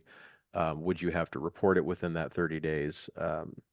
Assuming that the 30 days, let's say you just bought it January 1st, would you have to report it by January 30th? The answer would be no. Again, the initial reports due February 1st for high priority fleets. After these initial reporting deadlines for this year, then the 30-day requirement kicks in. Right. And so the two questions that I had, this is kind of for Jerry. So if the exact vehicle purchase date information is no longer available for older vehicles, what can be used in their place? Can they use DMV registration date issued in place of the purchase date? Can they estimate, what is truckers policy call there? I think what we'd like to do is to have them email or call us, and then we can kind of walk through that. But if you've had the vehicle for several years, I think you're safe if you put in, I don't want I don't want to make any blanket statements here, but probably the best thing to do is to give us a call. But if Call it's or email in. yeah, Email or would be email. the best. That way we can take a look and get back to you on that. Yeah. Okay. And then the last question that I had that I think should be covered, this has to do with the joint compliance reporting. So the question is, for corporate joint compliance reporting, can you confirm that each individual entity should report its own vehicle separately through an individual trucker's account, and then each non-primary entity will include the CARB issued ID number of the designated primary entity in a trucker's reporting field? Will truckers then determine the milestone option compliance based on the combined fleets of these linked entities? So answers should be yes, that you would report each of those sub fleets. So for example, if you had a number of subsidiaries, good example might be Yum Brands owns KFC and Taco Bell. KFC and Taco Bell would report separately and then include the trucker's ID number of Yum Brands in the parent ID field in the company information page if they want to be linked together. Correct. Truckers will automatically calculate compliance together based on the primary entity's compliance option. And so I guess the question for the truckers team is, does each individual subfleet also need to have selected the same compliance option for that to work? That is a good question that I think we'll have to circle back around and get that response for you. I'm guessing, yeah, I don't want to make a guess, so but yeah, so yeah, we'll get a response and circle back around on that one. Right, and that's all I had. There are a couple of new questions that popped up. What are work trucks defined as in ACF?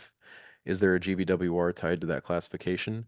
So this is in my wheelhouse. So the ZEV milestones option splits the fleet into different vehicle categories. It does not specifically use GVWR to separate them, but some of the definitions do include a GVWR, such as specialty vehicles, which are only Class 8 vehicles that also meet a number of other conditions. Work trucks in ACF are defined as any vehicle that does not meet one of the other defined vehicle categories, so it's kind of a catch-all term. You can find more information about how to make these determinations. So the regulation itself has all of these terms defined in section 2015B of the high priority fleets language. We also have a fact sheet out, which kind of pulls all that information together in one place. If you go to the ACF webpage, I'll drop the link in the chat for the specific fact sheet to everyone. If you go to our ACF webpage, go to the FAQs link and then click on ZEV milestones option details. That's the fact sheet which breaks down how you can determine which category your vehicle might fall under if you want to use the ZEV milestones option. And like I mentioned, some of the definitions do include GVWR, but not all. Generally, we are still, again, only looking at vehicles within the scope of the regulation. So if you're using milestones, that is vehicles over 8,500 pounds GVWR, and any vehicles that meet that light duty package delivery vehicle definition.